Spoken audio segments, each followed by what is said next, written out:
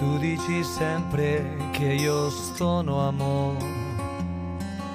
Sappi che di questo colpa non ne ho. Chi è privilegiato ha un orecchio come il tuo. Io possiedo appena quel che Dio mi dà. Se però insisti nel classificare il mio comportamento di antimusica, io forse mentendo posso argomentare. Estamos con Marcos Urarte, CEO de Faros, una consultoría estratégica con sensibilidad humanística, permítemelo decir así. Marcos, bienvenido, buenos días. Muchas gracias. Un placer por compartir este desayuno del futuro. Sí. Me hace mucha ilusión. Oye, ¿cómo empieza tu devoción, que no obsesión, tu devoción por la innovación, tu devoción por hacer las cosas diferentes, tu devoción por el humanismo, tu devoción por el ser humano al final, ¿no? Las organizaciones, las empresas son personas, tanto los líderes como los equipos, ¿no? ¿Cuándo empieza esta sensibilidad, esta devoción humanística? Bueno, la verdad es que yo tengo mi carrera profesional, que no lo voy a explicar porque es muy larga, pero sí que es significativo que empecé a trabajar a los 15 años de botones, una figura que ya no existe casi, y en una escuela de informática hace tantísimos años, cuando la informática era algo totalmente desconocido. Cuando me preguntaban dónde trabajaba, tenía que acabar diciendo que trabajaba en la IBM, que no trabajaba en IBM, pero la IBM era como la NASA, claro, y que trabajaba con cerebros electrónicos. Ni la palabra informática, ni ordenador existía. Entonces, yo durante muchísimos años me dediqué a temas de informática, pero a mí los temas tecnológicos, lo que son la tecnología, por sí sola nunca me ha interesado demasiado. Yo, de alguna manera, lo que siempre me ha interesado es cómo poder utilizar esa tecnología para hacer mejores las organizaciones, y si mejoramos las organizaciones, en el fondo estamos mejorando la sociedad. Claro. Y siempre he tenido muy claro que es imposible un cambio en las organizaciones, un cambio en la sociedad, si no involucramos activamente a las personas. Luego me parecería un contrasentido no tener en cuenta realmente a las personas. Los proyectos casi nunca fallan por el diseño del proyecto, sino por la implantación. Por eso yo digo que la planificación sin ejecución es una alucinación. Y realmente, pues, la clave de la implantación está en las personas. El otro día Tim Cook, ni más ni menos que Tim Cook, el CEO mundial de Apple, hizo un discurso en la graduación de unos alumnos de una universidad americana. Hizo un discurso, Marcos, totalmente contra pronóstico, porque todo el mundo se esperaba un discurso tecnológico, somos los reyes de la tecnología, estamos innovando, y les habló de humanismo, y les habló del sentido de la tecnología, y les habló de la relación, y les habló del futuro, pero de este futuro hipertecnológico en el que solo hay hard skills, en la que los ingenieros solo estudian números, y en la que la gente solo está con los cálculos de estructuras, pero ¿dónde está el sentido de lo que hacemos? Y el sentido es humano, las personas, ¿no? Sí, fíjate que a veces hablamos de hard skill, de soft skill, y realmente yo creo que deberíamos empezar a hacer esa división, porque tenemos la sensación de que lo importante son las hard. A mí me gusta mucho a veces exagerar los ejemplos para poder entender el concepto, ¿no? Y yo a veces digo que las competencias duras son las que te permiten triunfar, pero las competencias blandas son las que te hacen fracasar. Me encanta. Es decir, unas te pueden permitir, pero las otras son. Luego, en el fondo, hoy son tan importantes, bueno, hoy siempre han sido tan importantes esas blandas como las duras. Y es más, empresas como absolutamente punteras tecnológicas, como pueden ser Apple o pueden ser Google, etcétera, están empezando a contratar en sus plantillas, a figuras como sociólogos, antropólogos, filósofos, etcétera. Porque, tal como tú decías, cuando hablamos de inteligencia artificial, cuando hablamos de realidad virtual, cuando hablamos de muchas tecnologías, todas esas tecnologías se tienen que entender con nosotros. Luego, si no añadimos a esas tecnologías, les añadimos, igual la palabra humanidad no es la palabra correcta, pero si no le añadimos esa capacidad que tenemos los seres humanos de relacionarnos, esas tecnologías fracasarían. Claro. Luego, es imprescindible. Y por eso, repito, estas empresas ya están contratando estos perfiles mucho más humanistas o mucho más filosóficos, ¿no?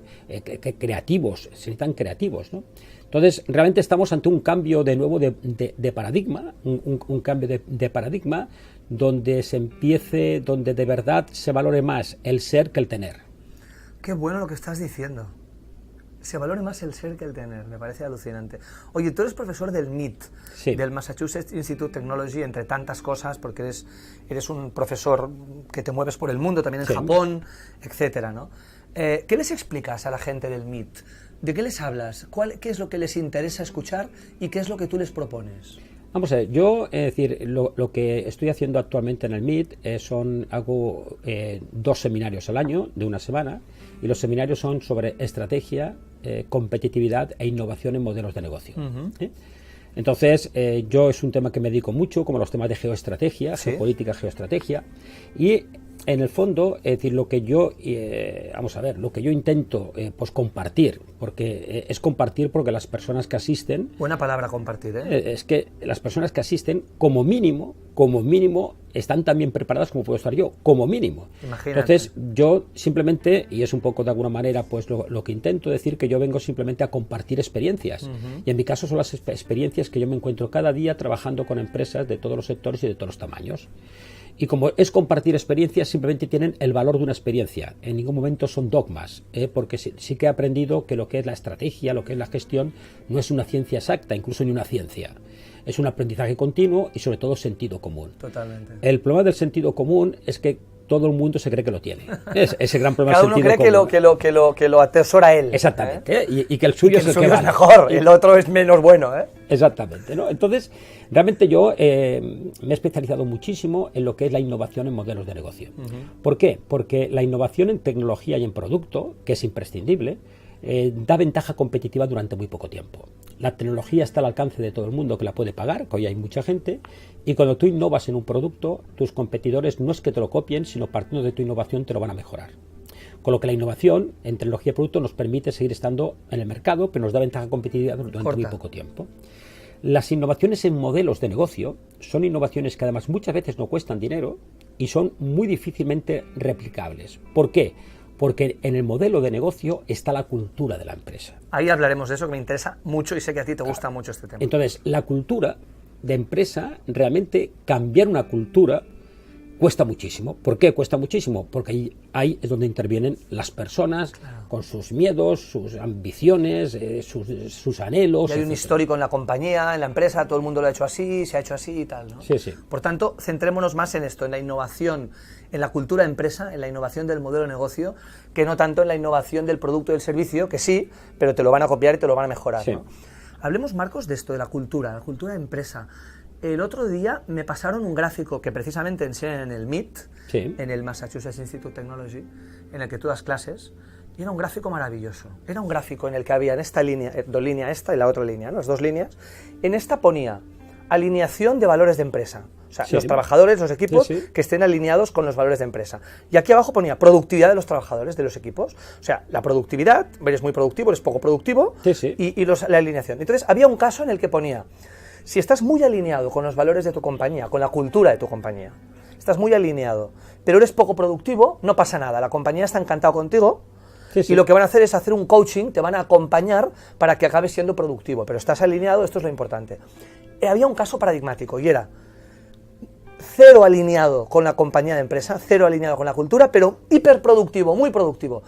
Y decían en el MIT, a este hay que echarlo de la empresa, claro, hay que echarlo. Porque si no está alineado con la cultura de empresa y es muy productivo, les va a decir a todos: oye, aquí que cada uno haga lo que quiera, y se va a cargar la compañía.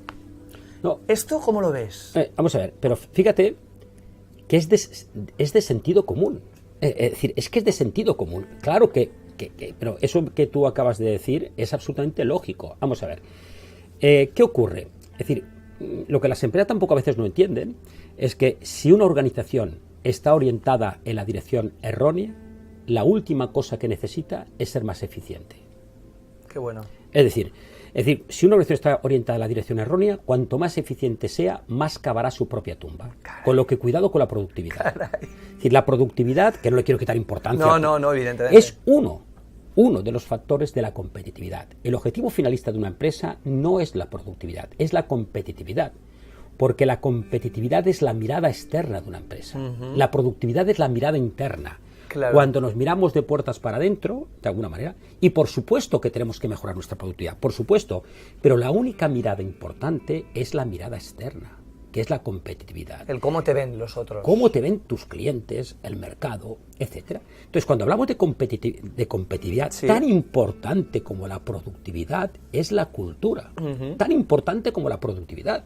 Es decir, entonces, realmente las empresas, hay muchas empresas que creen que la cultura también es algo, bueno, creen que la cultura son los valores, la misión, la visión, y no le dan, en el fondo, no le dan demasiada importancia. Y lo que nos va a permitir diferenciarnos de nuestros competidores, fundamentalmente, va a ser la cultura. Hablar de cultura es hablar de negocio. Hablar de cultura es hablar de competitividad. Y hablar de cultura es hablar de diferenciación. Claro. Oye, ¿cómo ves las nuevas generaciones, Marcos? Porque estamos en un mundo hipertecnológico, con estas hard skills, dándole mucha importancia a la innovación tecnológica, y la gente, y estamos en el paradigma del materialismo, mucho materialismo, tener cosas, tener, tú decías lo del ser y el tener, que me gusta mucho esta diferenciación. ¿Cómo ves los valores predominantes de esta juventud o de estas nuevas generaciones del siglo XXI? ¿Hacia dónde van? Con esta, digamos, hipervalorización de lo material y con esta valorización también de la tecnología, ¿no? De la tecnificación de las cosas, ¿no?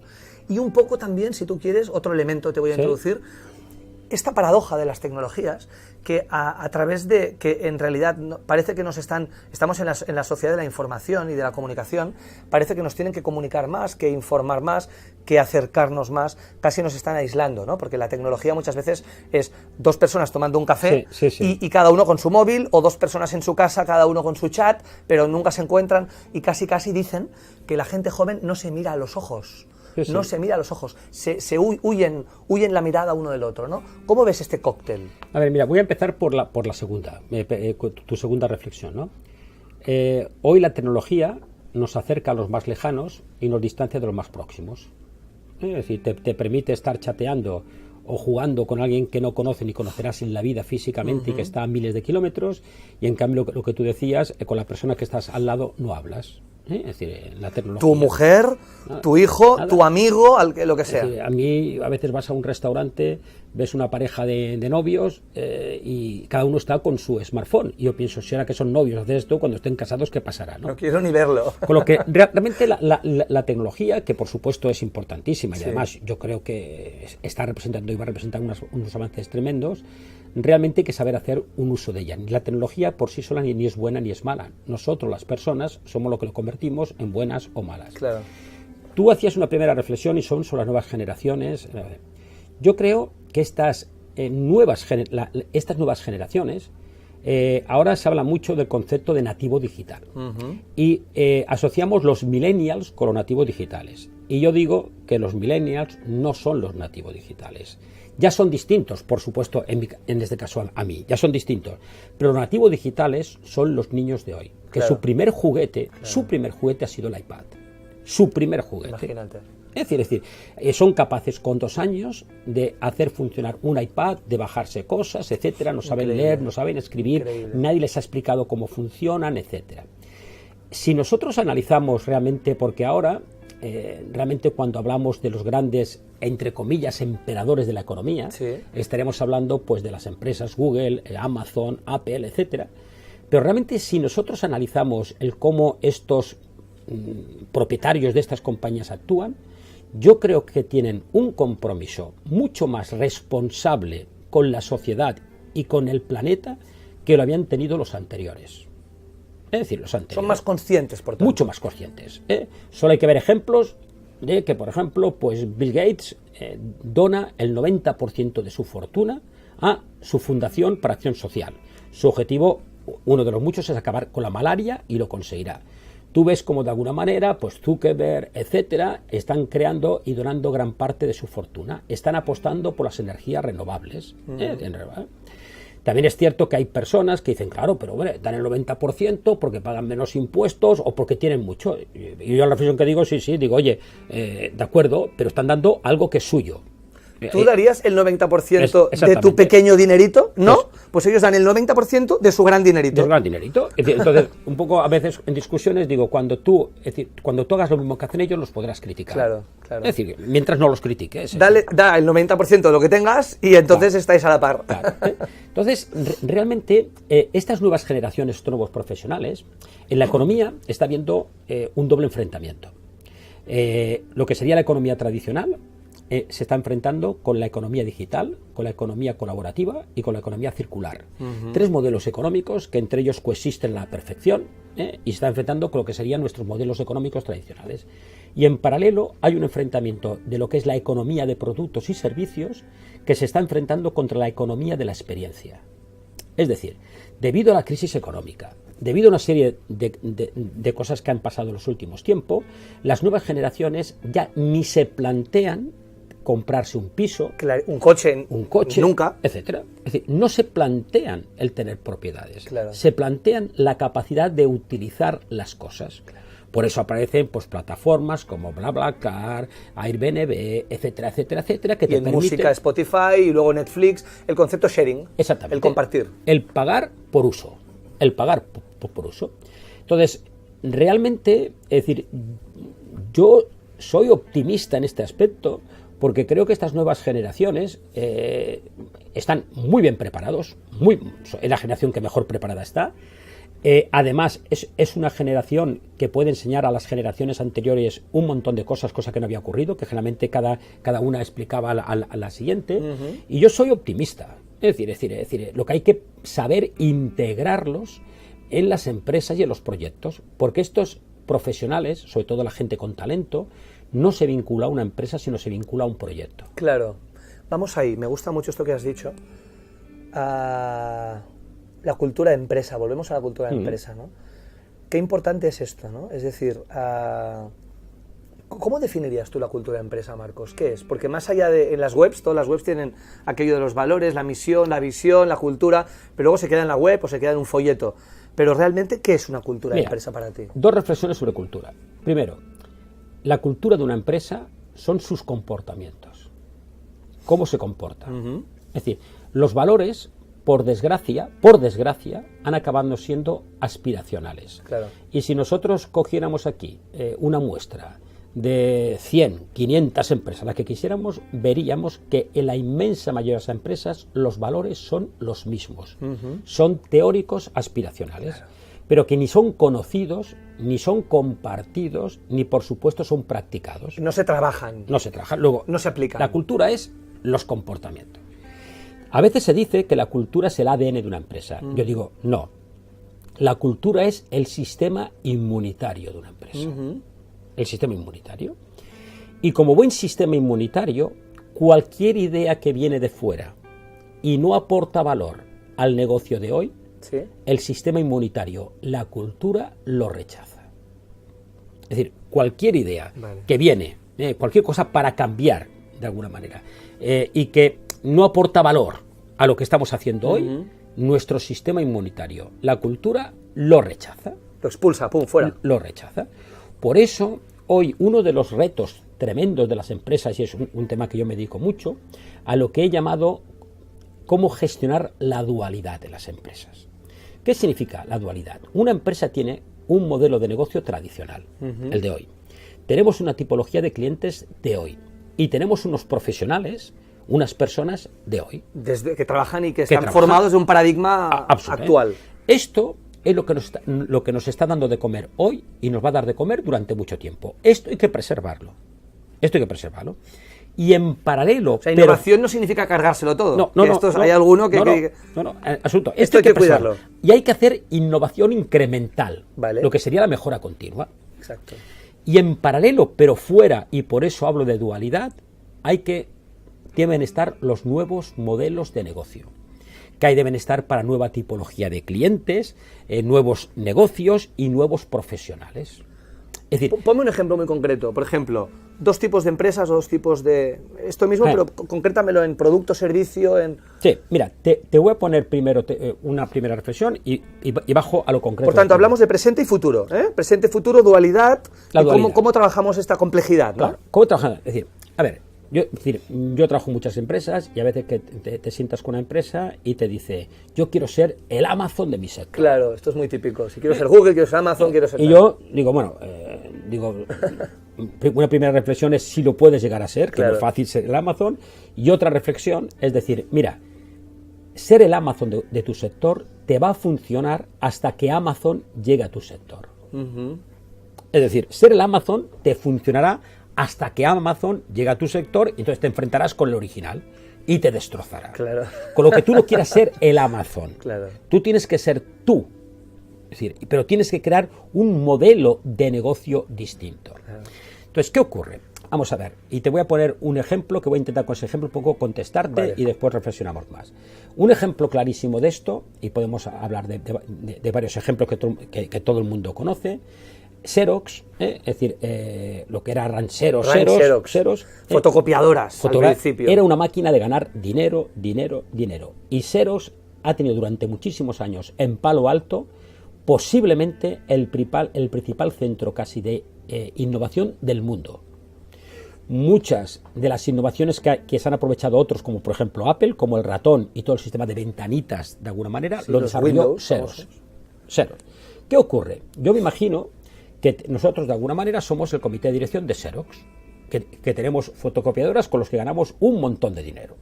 Viene una persona que además estaba en otro edificio distinto, gente muy innovadora, que en aquel momento debían ser frikis de alguna manera, es decir, de lo suyo, vienen al comité de dirección de Xerox y dicen, fíjate lo que acabamos de desarrollar. Acabamos de desarrollar un ordenador personal. Y el comité de dirección de Xerox seguro que le preguntó, ¿y esto nos va a servir para vender más fotocopiadoras? Claro. No. ¿Y esto lo podemos aplicar a la fotocopiadora? No. Pues no te preocupes, nada. Olvídate. La cultura lo rechaza. O sea, del futuro, olvídate. Claro. Quédate con el presente. Nespresso estuvo 10 años en un cajón, guardado. Cuando se saca lo de Nespresso, es decir, Nestlé tenía miedo que matara a Nescafé. Nespresso, la marca Nespresso. Nespresso, el concepto Nespresso, de alguna manera, estaba escondido. 10 años en un cajón. 10 años. 10 años, porque creían que iba a matar a Nescafé. El futuro da miedo, Marcos? Claro. Entonces, hasta que alguien llega y dice, oye, no, esto. Kodak era la mejor empresa del mundo. Imagínate. Haciendo fotografía en papel. Claro. No le sirvió de nada en el paradigma de fotografía digital. Y lo más patético es que la primera patente de fotografía digital es de 1975 de Kodak. Madre mía. No es que no tuvieran... No vieron la jugada, claro, y ya lo tenían en las manos. Claro, porque aunque nos parezca un contrasentido, cuanto más especialista eres, menos innovador vas a ser. Claro. Los especialistas son perfectos para la innovación incremental. Claro. Pero los especialistas pocas veces piensan en matar a su producto. Claro. Por eso las empresas necesitamos especialistas para el negocio tradicional y otro tipo de perfiles para futuros modelos de negocio. La innovación es jugar al póker. La innovación es jugar al póker. ¿Qué significa esto? Bueno, buen titular. Es decir, la innovación es jugar al póker. ¿Qué significa esto? Que para seguir en la partida, tú tienes que seguir apostando, aunque no sepas si le vas a ganar. Pero si cuando alguien apuesta al póker, tú no apuestas, tú no lo ganas. Tú para ganar tienes que seguir apostando. Pues la innovación es eso. Es decir, yo tengo que apostar y no tengo la certeza de lo que estoy apostando me dé el resultado. Pero sí que tengo la certeza que si no innovo, moriré. Marcos, quiero preguntarte por una palabra fundamental, que es la mediocridad. El gobierno de los mediocres, el liderazgo de los mediocres. Parece que el poder político, económico, está en mano de la mediocridad. ¿Qué pasa con eso? A ver, la palabra mediocridad, que tiene una connotación muy negativa para nosotros, tenemos que entender que la palabra mediocridad viene de media. Es decir, los mediocres son los que están alrededor de la media. Eso significa que son la mayoría. ¡Qué miedo! Es decir, ¿qué significa esto? Es decir, muchas veces en las empresas, cuando a veces las empresas trabajan el tema de talento, Tú eres un experto en temas de talento, ¿eh? Yo me dedico bastante al tema del liderazgo y talento. Es decir, cuando empresas hablan de talento, una reflexión que yo hago es la siguiente. Una empresa va a la velocidad que va a su nivel de mediocridad. A ver, repítemelo. Una empresa va a la velocidad que va a su nivel de mediocridad, porque son la mayoría. Claro. Eso significa que no me sirve de nada tener un grupo de personas absolutamente brillantes y excelentes si mi nivel de mediocridad está muy bajo, porque la empresa va a ir a ese nivel, porque son la mayoría. Claro. No me sirve de nada tener 3 personas que corran mucho, que cuando se den la vuelta, lleguen a un sitio, se den la vuelta, no haya nadie que no les siga nadie. Para seguir. Entonces, cuando nosotros trabajamos lo que sería cómo incrementar el talento de nuestra organización, deberíamos poner el foco en 2 líneas. Por supuesto, seguir apostando por la excelencia, pero sobre todo subir el nivel de mediocridad. El nivel de mediocridad en una empresa es la zona donde te haces invisible. Es decir, es lo que podríamos hablar de la zona de confort. Es decir, es donde está la masa. Aquel señor que no sabes nunca lo que hace, que está por allá, que envía unos mails, que asiste a las reuniones, que te lo encuentras en la máquina del café, que es un buen tío, que es una buena persona, pero que no sabe nunca, a lo mejor lleva 25 años ahí y exactamente no sabes en qué ha contribuido él a la compañía. No lo sabes, porque ha hecho cosas genéricas. Entonces, fíjate, si tú despuntas de esa zona que eres invisible, la mediocridad, si tú despuntas por arriba, el riesgo es que dependiendo del jefe que tengas te despidan. Es decir, si tú eres muy brillante te pueden despedir. Si tú despuntas mucho por abajo y eres muy malo, también te pueden despedir. Luego, en la zona, de alguna manera, donde nos sentimos confortables es en esa mediocridad. La empresa premia ese territorio. Lo facilita. Es un ecosistema en es una dinámica. Exactamente. En la que eso funciona. Claro, tú fíjate que ya cometemos un error en nuestro modelo educativo que después lo acabamos trasladando a las empresas. Desde que somos muy pequeñitos. Si yo tengo un hijo que en matemáticas siempre saca 10 y en literatura saca 4, generalmente le colocamos el profesor de refuerzo en literatura. El único objetivo con literatura, es pasar del 4 al 5. Porque cuando en algo eres malo y te esfuerzas mucho, acabarás siendo mediocre. Pero nunca te vas a ganar la vida con la literatura. Claro. ¿Dónde habría que colocarle todo el refuerzo? En matemáticas. Fíjate. Es decir, tú tienes que aprobar literatura, pero lo que te va a hacer especial, lo que te va a dar un valor diferencial en el mercado, tanto a nosotros como personas, como a las empresas, son nuestros puntos fuertes, nunca nuestros puntos débiles. El talento. Claro. Tu talento. ¿Qué ocurre? Que las empresas, como en la escuela o nuestro modelo educativo, pretendemos de que todo el mundo apruebe con el 5. Igualarlo todo. ¿Y eso qué es? Mediocridad. Por tanto, todos en la media, todos más o menos iguales, podríamos hablar de estandarización. O sea, todo estándar. Todo mediocre. Todo estándar, todo mediocre. Cuando lo que todos valoramos en nuestra vida, además, suele ser la diferenciación. Claro. Es decir, no existe el concepto mejor. El concepto mejor es un concepto subjetivo. Claro. Cada uno de nosotros tiene un concepto mejor para cada cosa. Lo que hay que ser, las empresas y las personas, tienen que ser diferentes, únicas. Hay un concepto que ahora está de moda, Marcos, que es la singularidad. Las personas y las empresas tienen que ser singulares. Sí. En Estados Unidos, en California, está la Singularity University. Sí. ¿Qué piensas de esto? Singularity University, la singularización. Ellos hablan de cosas Yo colaboro, a veces un poco abstractas, ¿no? En un mundo en el que todo era escasez, sí. Ellos hablan de abundancia, ¿no? Sí. Hablan casi de la inmortalidad de las personas, ¿no? Hablan de una medicina que hace inmortal a las personas, ¿no? Yo colaboro con la Singularity University. Realmente es un tema apasionante. Es decir, explícanoslo un poco, porque cuesta entenderlo. Vamos a ver. Primero, aunque le llamemos University, no es una universidad, sino que es una institución que han creado Google y la NASA. Incluso está ubicado en un antiguo hangar de la NASA. ¿Están en Palo Alto? ¿Están en California? Sí, están en California, ya, por eso decir. Entonces, realmente ellos han creado una serie de conceptos. Por ejemplo, tú hablabas del tema de la inmortalidad. Vamos a ver. Hay que pensar que eso es hablar de futuro, ¿eh? No, pero de un futuro que a mí se me escapa, como a todos, yo creo, pero que cada vez lo veo más. Es decir, cada vez... vamos a ver, hay una empresa que es la empresa referente en el mundo de este tema, que se llama Calico. Calico es una empresa de Google y que se dedica a lo que es el negocio de la inmortalidad. Es el negocio de la inmortalidad. Y es el estudio del envejecimiento. Vale. El objetivo de Calico no es prolongar el envejecimiento, sino retrasar el envejecimiento, que tardemos muchos años en llegar a ser viejos. Para que tengamos una idea, vale. Google ha puesto $1 billón en Calico. Es decir, que van en serio. Que se lo creen. Van en serio. Y además el director del proyecto de Calico es Ray Kurzweil, que es uno de los fundadores de la Singularity University y es el director de ingeniería de Google. y es uno de los principales futurólogos del mundo. Con lo que Google ha puesto allá todo.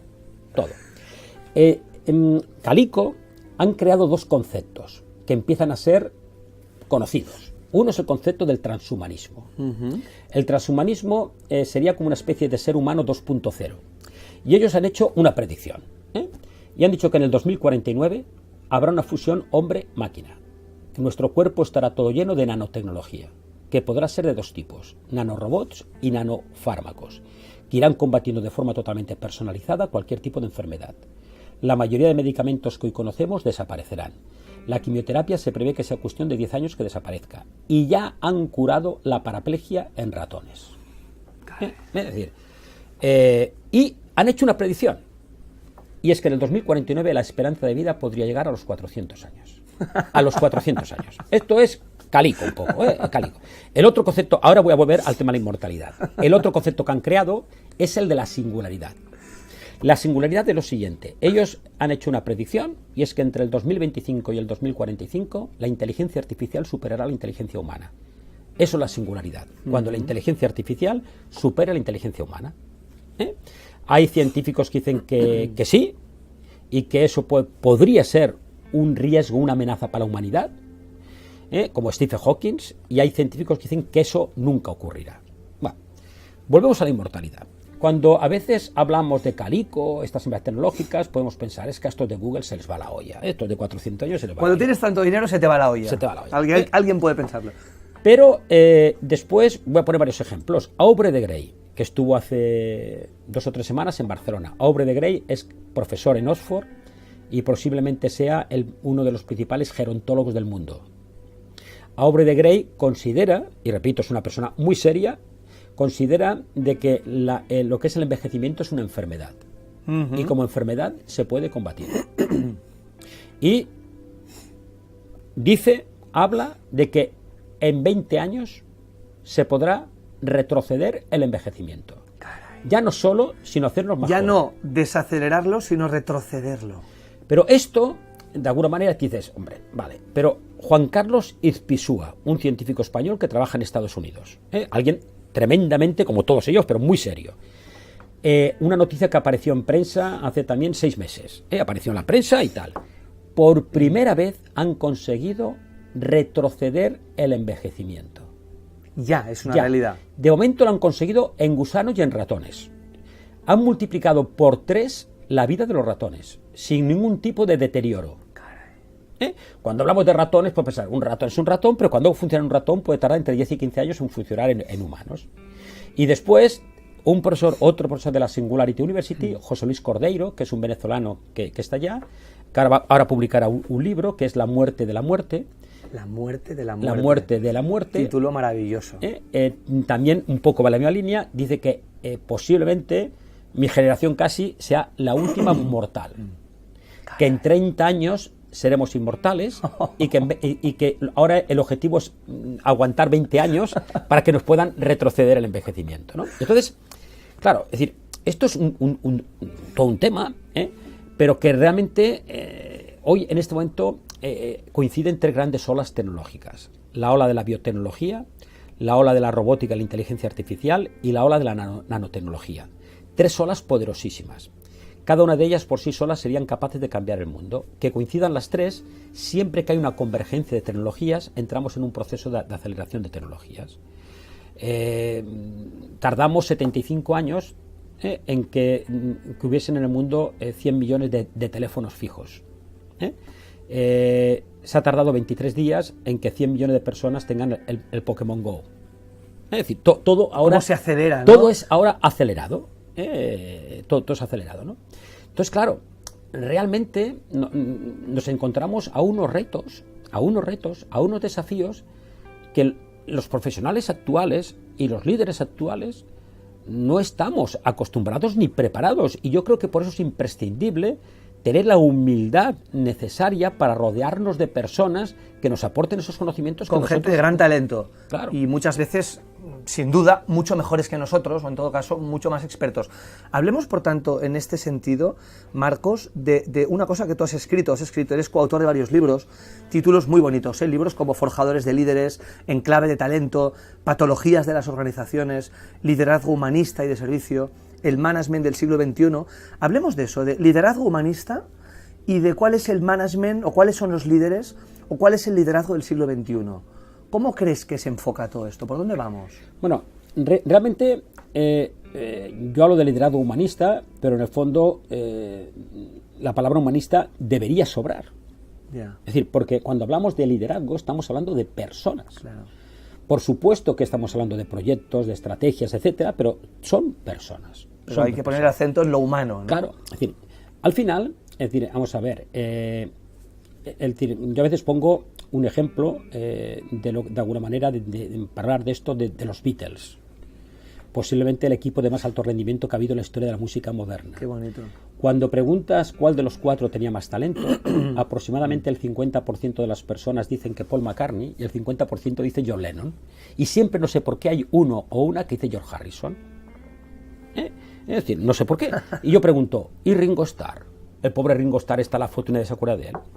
Yo digo que he hecho una pregunta trampa. He preguntado quién tenía más talento. Si la pregunta hubiera sido quién tenía más talento musical, Ringo Starr habría quedado descartado. Ante talento musical, ante la pregunta quién de los cuatro tenía más talento, la respuesta es Ringo Starr. ¿Cuál es la máxima expresión de talento? Rodearte de gente mejor que tú. Qué bueno. La máxima expresión del talento es rodearte de gente mejor que tú. Qué bueno. Para rodearte de gente mejor que tú, tienes que ser tremendamente bueno. Un director de orquesta o una directora de orquesta, todos los músicos que están tocando tienen más talento que el director en el instrumento que están tocando. Todos tienen más talento que él en eso. Son más especialistas. Tienen más talento que él en eso. ¿Cuál es el gran objetivo de un líder? El gran objetivo de un líder es conseguir que el resultado del equipo sea superior a la suma de las individualidades. Ese es el gran talento. Ese es el gran líder. Y el gran líder. El gran líder es rodearse de personas que tengan más talento que él en muchas cosas y, de alguna manera, conseguir que el resultado de la organización de su equipo sea superior a la suma individual. Los directivos de primera se rodean de gente de primera y los directivos de segunda se rodean de gente de tercera para parecer de primera. Vaya follón. Cuanto más mediocre es el líder de una organización, más mediocre es su equipo. Los mediocres se rodean de gente que a todo le dicen que sí. Y el talento no te va a decir que sí. El talento no te va a decir que sí. Oye, ¿cómo ves este mundo de robots y de personas? Dicen que, por ejemplo, en las empresas, antes había 400 personas trabajando y 10 máquinas colaborando con las 400 personas. Vamos a pasar a 10 personas con 400 robots. ¿Cómo ves esto? Esta robotización del mundo, ¿no? En nuestra casa, en nuestra oficina, en las fábricas, en las calles, habrá más chatarra que carne humana, que personas, ¿no? Este es uno de los grandes desafíos a los que nos enfrentamos como sociedad y como humanidad. Cuando hablamos de la brecha digital, no solo estamos hablando de algo que afecta a las empresas, sino que afecta a la sostenibilidad del planeta y de las personas. Tú antes hablabas de algo importantísimo, que es dar sentido a la vida, dar sentido a la gente. Entonces, vamos a ver, cuando a veces sale esta reflexión, gente que dice, es que los robots va a acabar con todo. Digo, pero vamos a cosa. Este es un proceso que llevamos miles de años, es un camino que llevamos miles de años emprendiendo. No es nada nuevo. Ya hace tiempo que lo caminamos, este camino. Miles de años. Es decir, lo que pasa es que ahora es la aceleración. Por ejemplo, es decir, yo a veces pongo de alguna manera ejemplo y digo, vamos a ver, un médico en la antigüedad, en el antiguo Egipto, etcétera, etcétera, cuando emitía un diagnóstico simplemente se basaba en su experiencia, solo. Con el tiempo fuimos desarrollando algunas primeras herramientas ya el médico ya tenía unas herramientas que le ayudaban a hacer su trabajo. Que le acompañaban. Que le acompañaban. Después empezamos los primeros microscopios muy antiguos, los primeros equipos de radiología muy antiguos, etc. Entonces, ya el médico cuando emitía un diagnóstico, una parte de su diagnóstico ya lo basaba en lo que las máquinas le estaban diciendo. Ya empezaba de alguna manera a basar una parte de su diagnóstico en lo que las máquinas le decían, cosa que en la antigüedad no lo tenía. Esas máquinas de microscopios, radiología, pues equipos de resonancia magnética, analíticas muy complejas, con lo que cada vez más el médico depende de lo que le decían las máquinas. Si hablamos del sistema de inteligencia artificial de IBM Watson, que se dedica mucho al tema médico, pues vemos que cada vez las máquinas. Pero tú eres muy joven, no te acordarás, pero cuando antes... No tanto. Pero cuando antes nos queríamos hacer una foto de carné, sí, había que ir a un fotógrafo. A un fotógrafo. Sí, sí. Y ahora vamos a una de las máquinas a veces que hay en la calle, de alguna manera, y te las haces. Cuando yo iba en el metro y quería sacar un billete, había una persona en una taquilla. Y ahora voy a una máquina. Cuando yo veo continuamente en las estaciones máquinas vending, etcétera, etcétera, eso eran bares. Yo me acuerdo que cuando empecé a trabajar de botones, y después durante muchos años también había todo, cuando tú querías sacarte un billete de avión, tenías que ir a una agencia de viajes. Te daban una especie de talonario con papel copiativo carbón rojo. La agencia de viajes se quedaba una hoja, tú te quedabas otra, tenías que ir después, etcétera. Ahora lo llevas en tu smartphone. Es decir, esto lleva años y estamos encantados. Sí, al final, sí, la vida, digamos que es más cómoda, ¿no? Estamos encantados. ¿Qué ocurre? Lo que ocurre es que si nosotros juntáramos el tema del incremento de la esperanza de vida, dice, oye, vamos a vivir muchos años, y encima esto lo integramos con que los robots van a eliminar muchísimos puestos de trabajo, porque los van a eliminar, porque aunque se van a crear nuevos puestos de trabajo, nunca van a ser los mismos, nos encontramos ante realmente ese dilema. ¿Qué hacemos con tantas personas que van a vivir un montón de años sin trabajo? ¿Renta universal para todos? Entonces, ahí empiezan a aparecer conceptos que ya están sobre la mesa, que los robots paguen seguridad social. Muy bien. La renta universal. Para un sector de la población. ¿Qué ocurre? Que todo eso, repito, que estamos en el inicio de estos debates, pero que son de una profundidad enorme. Claro, es decir, tú imagínate, pongo un ejemplo, que se decidiera, dice, oye, renta universal, 1.000 euros. Por ejemplo. Y a ti, de alguna manera, tú estás trabajando y te pagan 1.400. Mucha gente diría, yo por 400 no trabajo. Si me dan 1.000 sin trabajar, yo por 400 no trabajo. ¿Cuál es un posible riesgo? Y estamos simplemente haciendo un poco de tema de prospección. Un posible riesgo, de alguna manera, es que se acabe diciendo, oye, muchísima gente no trabajará, 1.000 euros. Habrán un tanto por ciento que trabajen y esos no ganarán 1.000, sino ganarán, me lo invento, 10.000. Es decir, la gente que trabaje ganará muchísimo. Porque aportarán innovación, valor añadido, etcétera. Exactamente. Entonces, se puede crear como una especie de casta tecnológica. Sí, como un mundo a dos velocidades, un mundo dual, un mundo con un gap, con una frontera muy potente, ¿no? Es decir, ahora en el mundo es curioso, de alguna manera, porque, y por eso explica el tema de los populismos y explica muchísimas cosas. Claro. Los ricos cada vez son más ricos. Sí. Y los muy pobres... Hay una concentración Y los muy pobres cada vez son menos pobres. Vale. Los muy pobres cada vez son menos pobres. Sí. Quien está sufriendo todo este proceso es la clase media. La clase media se ha empobrecido. Cuando la clase media es la que cohesiona la sociedad. Es decir, es un poco la clase cohesionadora.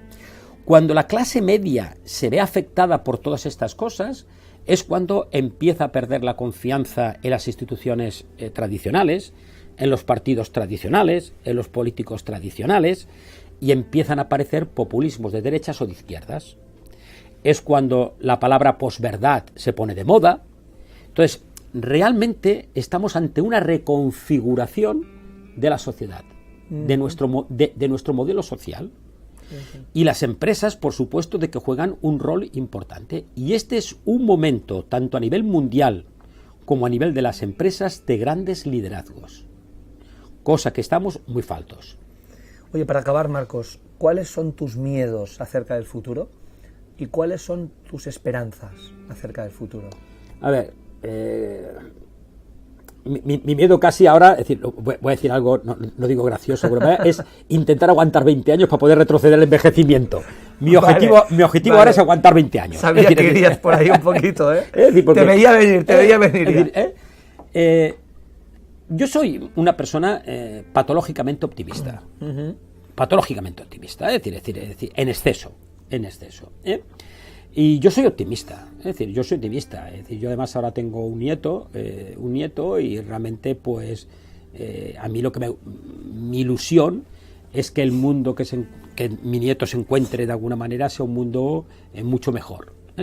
Pero yo soy optimista, es decir, yo creo que soy optimista porque el ser humano, a diferencia del resto de las especies, somos la única especie que nos preocupamos por cosas que nunca van a pasar. Y eso nos hace ser infelices. Entonces, yo creo que de alguna manera, es decir, es importante, es decir, por supuesto que hay que ser realista, pero dentro de los escenarios tampoco nos tenemos que centrar siempre en el escenario más negativo, más pesimista. Cuando nosotros nos dedicamos a temas de prospectiva estratégica y trabajamos diferentes escenarios, nosotros de alguna manera el plan de acción que definimos es para el escenario futurible, más futurible. Aunque tenemos que tener un plan para el mes pesimista, el más negativo, pero tenemos que planificar el futurible. Cuando decís un escenario de futuro, ¿a cuántos años os referís? Bueno, depende, es decir, vamos a ver, cuando se habla de prospectiva estratégica, se habla más a medio plazo. Cuando hablamos hoy de empresas, hoy ya no se contempla un plan estratégico a más de 3 años, claro, pero con revisiones continuas. Claro. Y por eso ya hablamos a veces no de planes estratégicos, sino de marcos de desarrollo estratégico. Cuando hablamos de prospectiva estratégica, ya sí que contemplamos escenarios incluso a veces de 20, 30 años, pero que mensualmente lo vamos revisando. Es la parte de lo que sería la parte de la prospectiva estratégica, que tiene mucho que ver con la geoestrategia. Marcos, gracias por compartir un desayuno de futuro. Ha sido un placer. Y gracias por pensar que algún día seremos inmortales y que un desayuno como este se va a producir infinitamente. Hombre, esperemos que sí. Un placer. Muchas gracias,